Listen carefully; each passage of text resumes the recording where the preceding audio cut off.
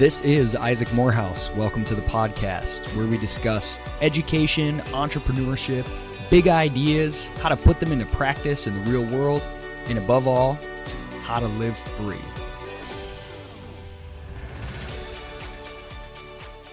I can feel it come. Oh, hello, you snuck up on me. That song is just stuck in my head right now. I've had 2 cups of coffee, which means I'm basically levitating at this point. I have so much energy. It doesn't take much coffee. But I can feel it coming. I can feel Christmas coming, which I always love, the new year. And to wit, this is the last Ask Isaac episode of the season. So you won't be hearing from me again for a couple weeks, 2016. But we have a lot of cool stuff in store for 2016 on the podcast. I'm excited about it. I'll tell you more on Monday's regular episode, which will be the final regular episode of the year. We'll do a little bit of a year in review with a very special guest. So more on that later.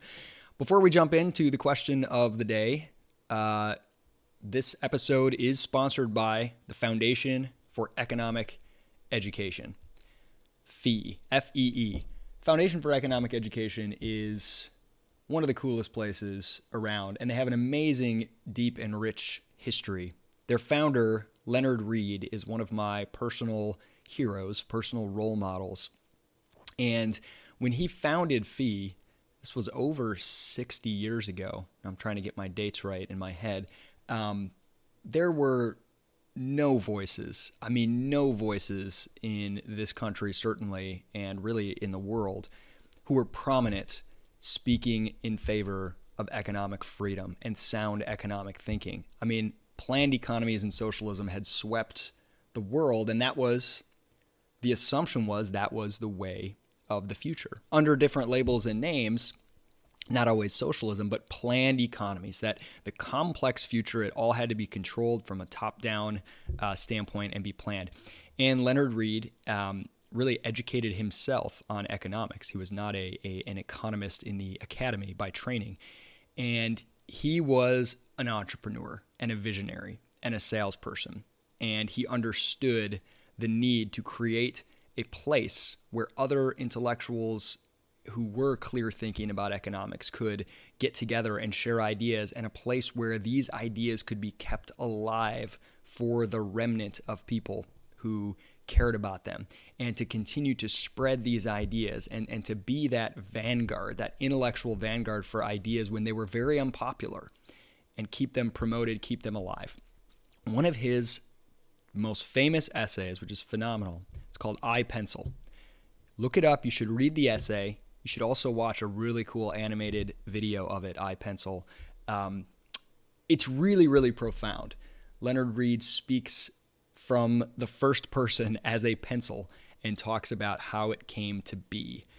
And the revelation is just how complex the social order of a market is, how complex markets are that no one person could ever plan it, could ever have the information necessary. He's drawing insights from thinkers like Hayek and Bastiat and many others to show how the incentives and information built into the market system is the greatest coordinating force in human history for millions of people across the globe who don't even know each other, maybe don't even like each other, to work together. Powerful, powerful stuff. And the kind of insight that comes with that, that's what you'll find at a FEE seminar.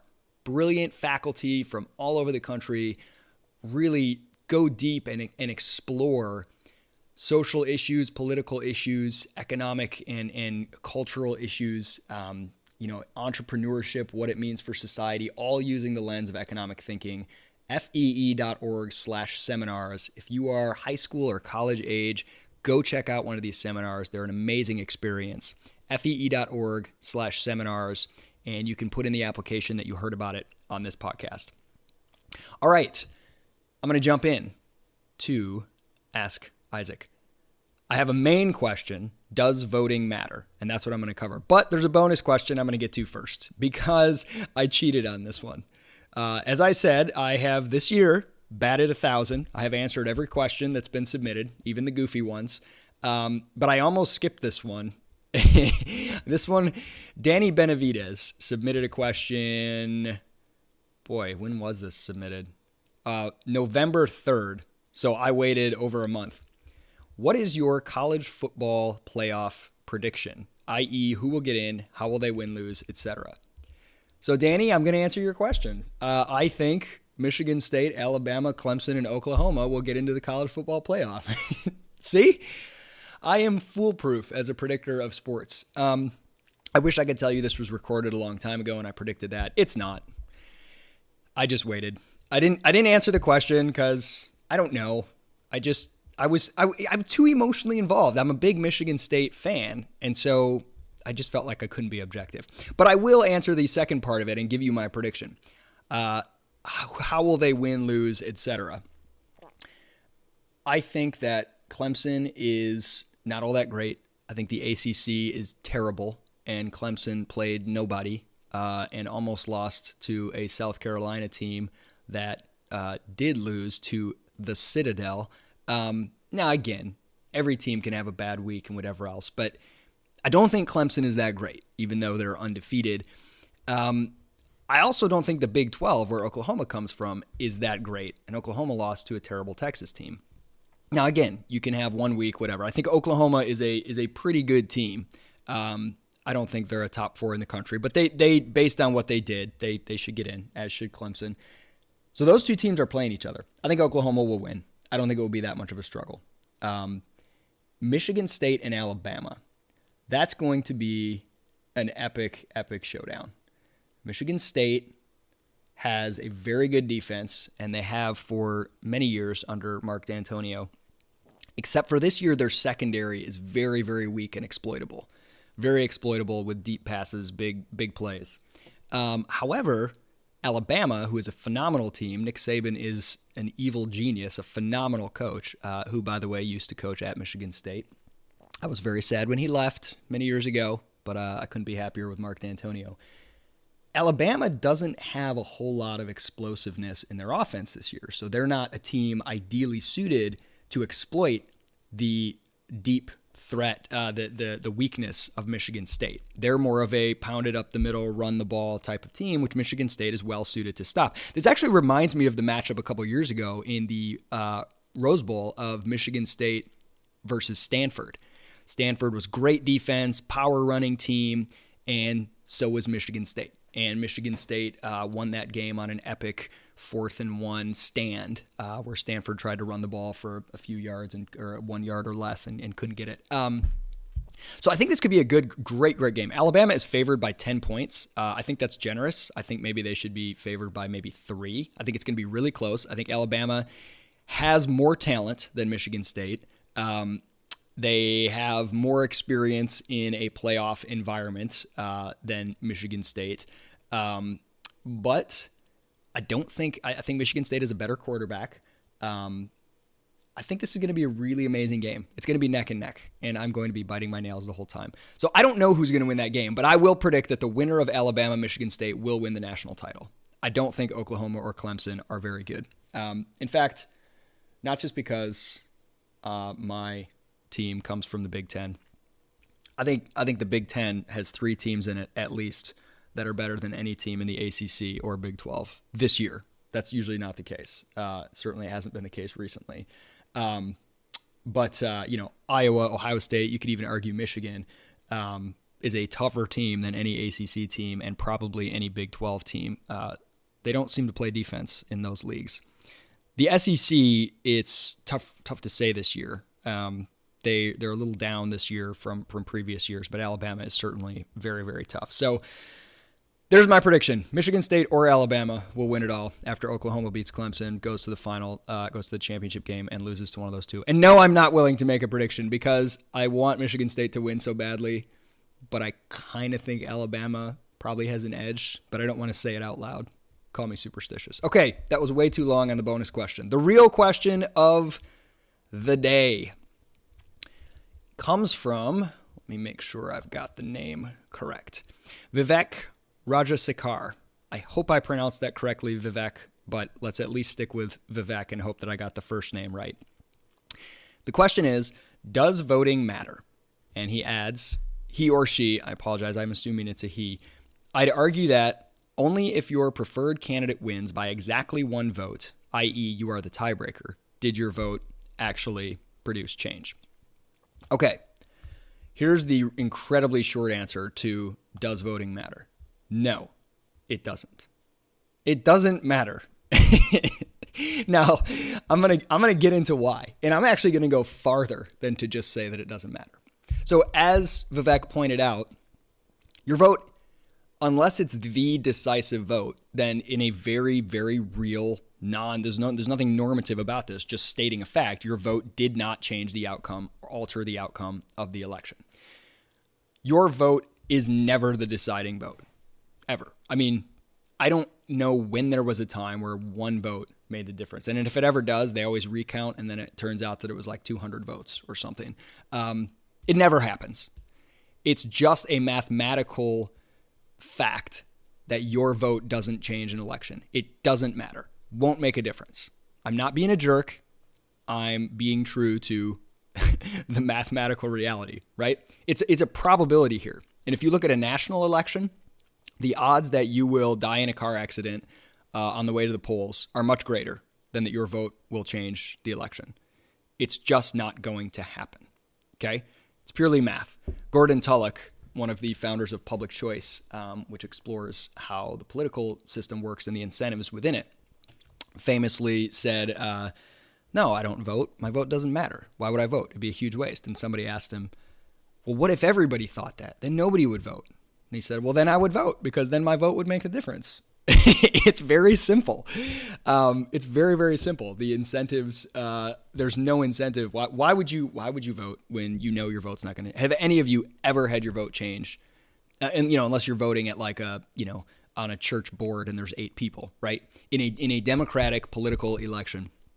And again, if you're at maybe the township level and 100 people vote or whatever, there are those rare odd cases. Or if you're at the HOA level, right? It's just math. The fewer people, the higher the likelihood that your vote can make a difference. But in any kind of state or national election, it's not going to happen. Okay.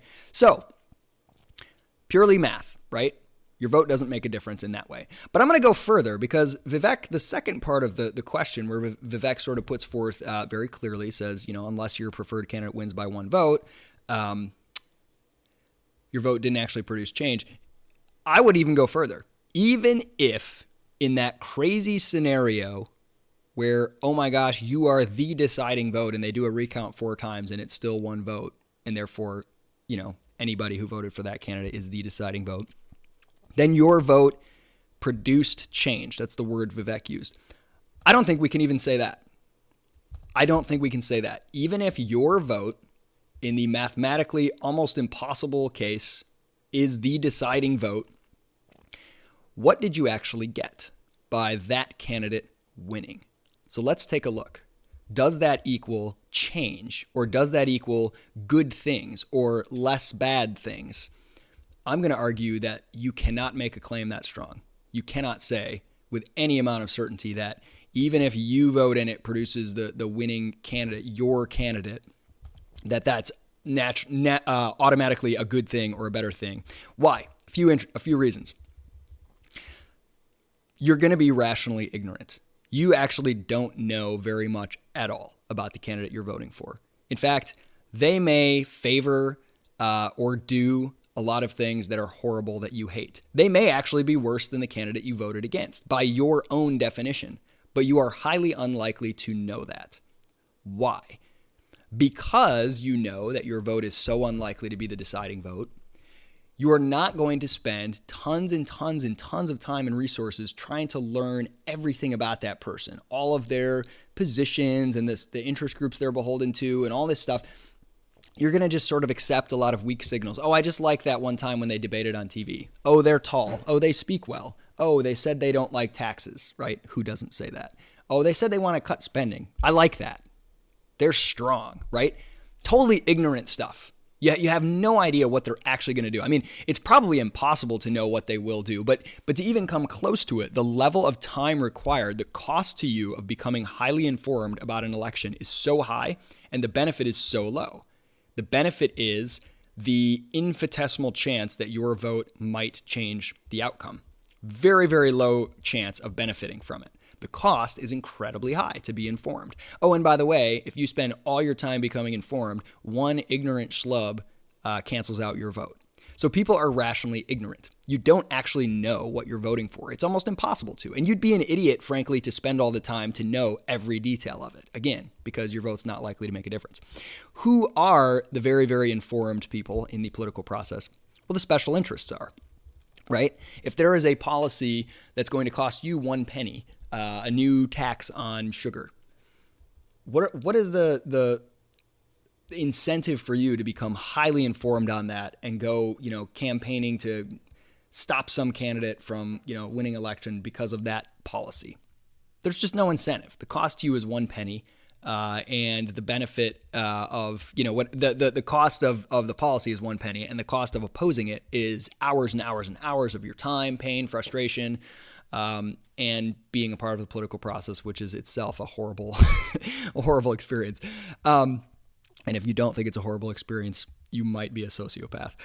Okay, so special interests, though, let's say the sugar farmer might benefit to the tune of, $100,000 from a policy that cost all the citizens 1 penny. So they're willing to put in $99,000 plus worth of lobbying efforts, campaigning efforts, etc., to get their way.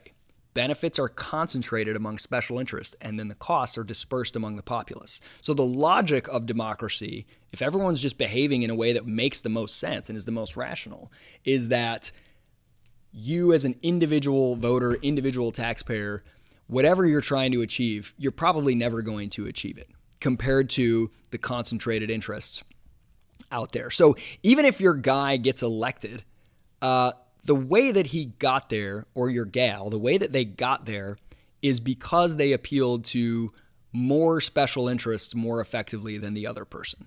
Now, those may be special interests that you like. They may be special interests that you don't like. Most likely, it's a mixed bag. So it's really hard to say that it was a net win that your candidate won and the other one lost, because they're both crappy. They both are fleecing the public to benefit special interests. They have to in order to get elected. They have to. That's the only game. You can't just appeal to all individual voters and win. You've got to get the money and the backing of those who have an incentive to really, really get involved at a high level. And that's by concentrating benefits on those interests and spreading the costs out over everyone and spreading it through time by debt and borrowing and inflation, basically making the next generations pay, et cetera. So that's the logic of politics. So it's really hard to say, oh, my guy won. Well, your guy won probably because he was more effective at politicking than the other person, which is, you should be scared by that, frankly. Okay, but there's more. But wait, there's more. So let's say that you are highly informed and your vote can be, your vote can make a difference. Despite all the evidence to the contrary, you're not going to be highly informed. You shouldn't be. Your vote's not going to make a difference mathematically. But let's throw all that away and say that it does.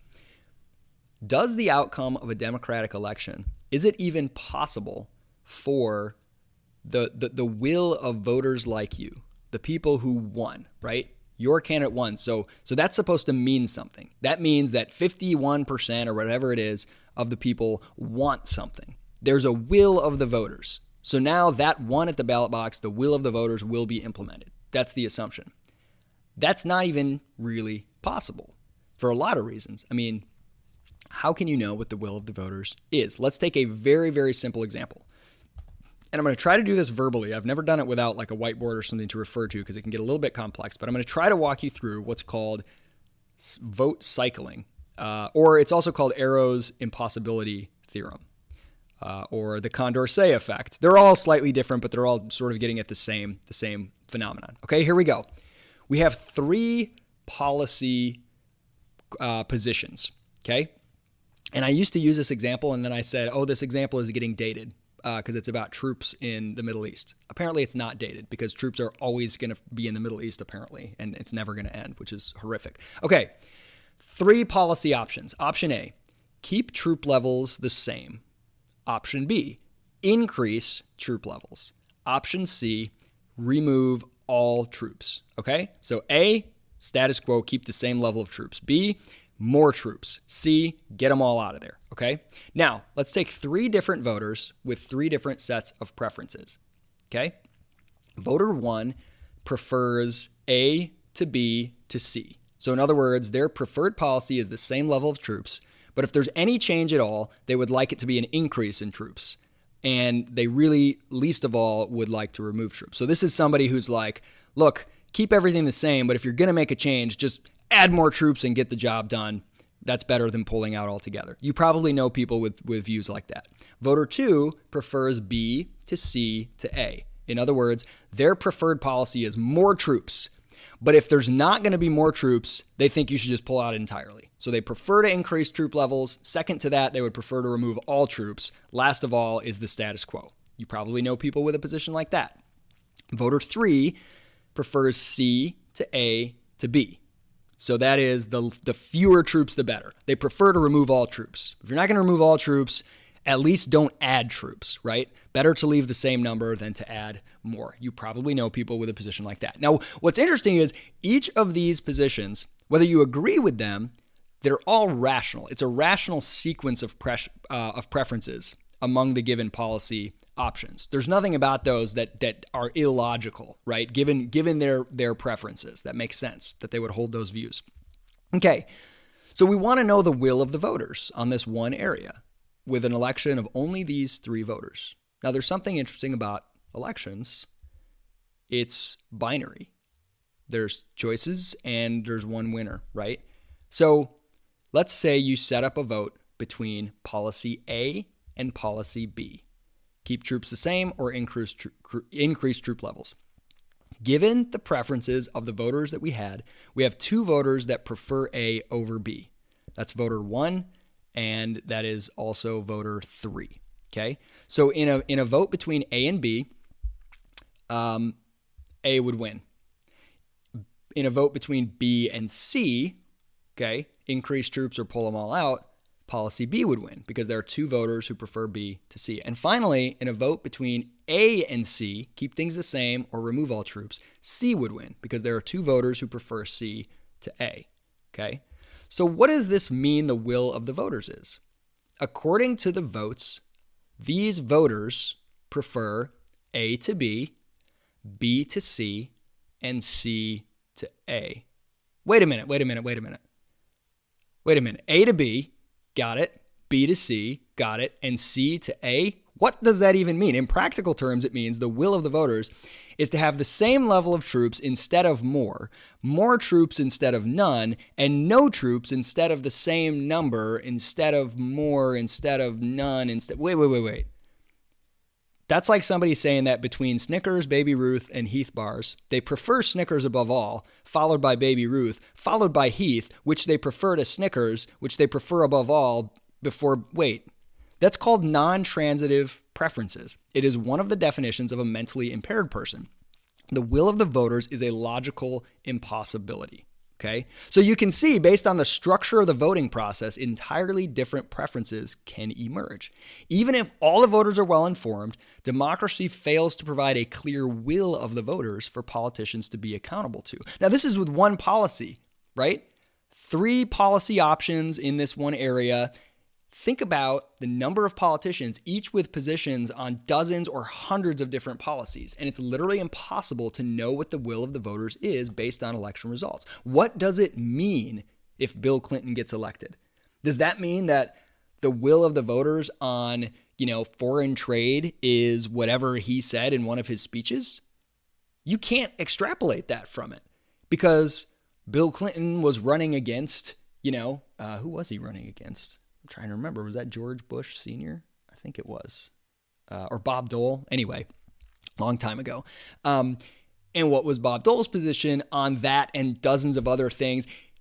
So the politician who wins, really, there's no clear mandate or will of the voters that they are, even if they want to be accountable to it, they can't be because they can't figure out what it is. Okay? All right. So I'm going to get to one final point about why I don't think even if your vote makes the difference, which it won't, why that doesn't lead to some sort of positive change that you are in favor of. Okay? So let's just quickly review. Your vote doesn't matter mathematically. Even if it did, you are going to be ignorant of what you're voting for because it's rational to be ignorant, and there's some special interest that's going to be more informed than you. So if your vote is the deciding one, you don't necessarily know that you're getting something good because you just probably don't know enough about it. Finally, your vote is the deciding one. Whoever you vote for, they don't even know what you want or how to implement it because there's just not an information extracted from the democratic process to know what won at the polls. So this candidate won. Why did they win? What does it mean voters want them to do on these various issues? They're not going to be able to extrapolate that from the democratic process. So they're going to behave based on what the special interests will, benefit them for doing. Okay, but it goes even further than that.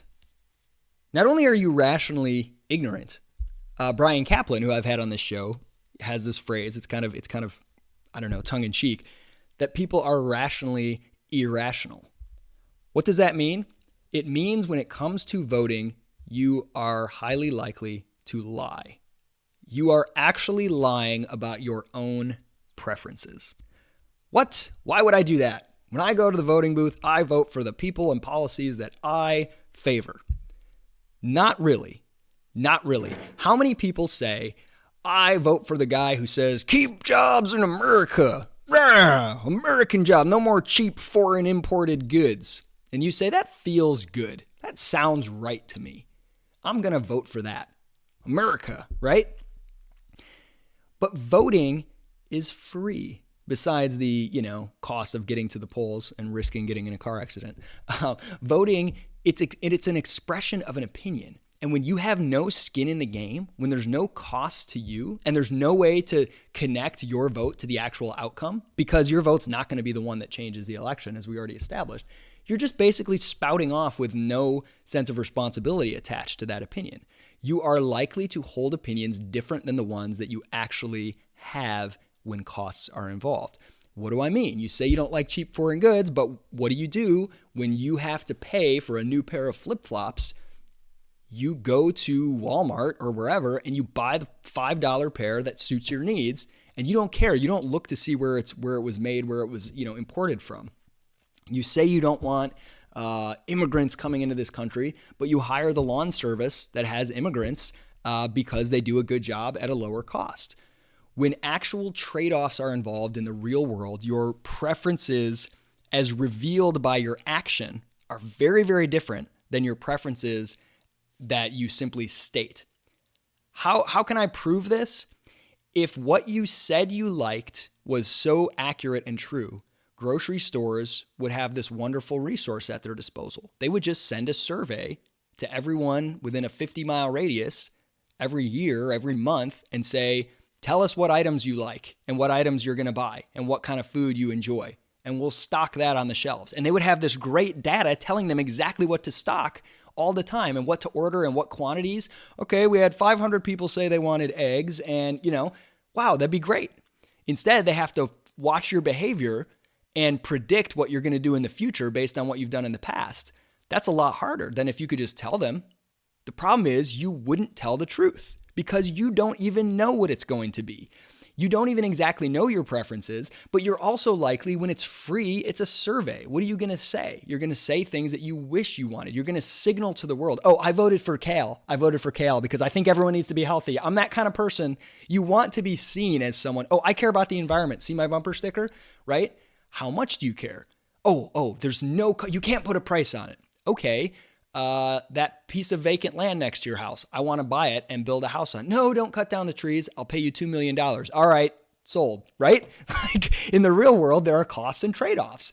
So when you're just asked, do you care about puppies and children and rainbows in America? You're going to say, of course I do. No price you can put on it. And in the real world, when you're faced with actual trade-offs, you behave differently. Voting is a perceived free way to indulge your irrational biases. So people do things in the voting booth that are stupid and that don't actually reflect their own preferences as revealed in the market system. All right. So not only does voting not matter, voting is a horrible, horrible way to make decisions, to allocate resources, to coordinate competing desires for finite resources. It's a net negative. The incentives in a democratic system are so bad. It's all the worst incentives that incentivize the worst kind of people to get involved in the process and outcomes that are the least beneficial to everyone involved. Compare that to markets, right? Think about the number of things if you had them decided by votes, like the grocery store example I gave you, like whether or not, an iPod should be this shape or that shape. Should it be Mac or PC, right? And voting, everything is binary. It's either or. There's no real complex plural solutions. And everything is once and for all, or at least for 2 years or 4 years or whatever the term is. And everything is, all the individual voters have no responsibility for their vote. They just spout it out and then walk away. And there's no way to connect that. They don't have to be personally responsible. When you vote for a tax increase, 100% of it doesn't go to you. It's all spread out, and sometimes you don't bear any of the responsibility. So very, very bad incentives in the process. So I would argue, not only does your vote not matter mathematically, it's just irrational and silly to vote. It's a religion that people have. They feel good about it for bizarre reasons. I would argue that it'd be even worse if your vote did make a difference, because I don't want to be responsible for what happens. I can't predict what this person's going to do, who they're beholden to. I don't know what's going to be the outcome of all this. I do know that the incentives baked into the process are crappy for all politicians. So, which is why, don't get depressed. Change must come from something outside of the political system. The political system and the politicians within it, they will do whatever they can get away with. They will maximize their own self-interest unless they can no longer get away with it. They will put their finger in the wind and see which direction it's blowing. So rather than, throwing another cork in the current to let it float wherever it wants to go, which would be like getting another politician involved or getting involved yourself, be the current, right? The beliefs of the public are the ultimate binding constraint on the political process, on what politicians do, what kind of rules we live under. If every single person in this country believes something, a politician can't contradict it. Or a police officer can't enforce it. If some politician got up today and said, I'm going to bring back slavery, it wouldn't fly, because everyone believes deeply that that's horrific, and they would be laughed off stage. If someone said, I'm going to ban red sweatshirts and make them illegal, good luck. Try enforcing it. We'd all laugh at you, right? If the beliefs of the public are such that the same is true of trying to ban marijuana or trying to enforce agricultural subsidies, then those policies won't be able to be enacted, regardless of who wins what elections. You don't need, as Milton Friedman said, the goal is not to get the right people in office, because if you do, they'll do the wrong thing anyway. The goal is to create an environment where it's politically profitable for the wrong people to do the right things. All right, thank you so much for the question, Vivek. Thank you guys for the questions all year round. This was number 20, I think, of the Ask Isaac episodes. These have been a blast. I'm going to keep it up in 2016, and I look forward to getting more questions from you. isaacmorehouse.com/ask-isaac.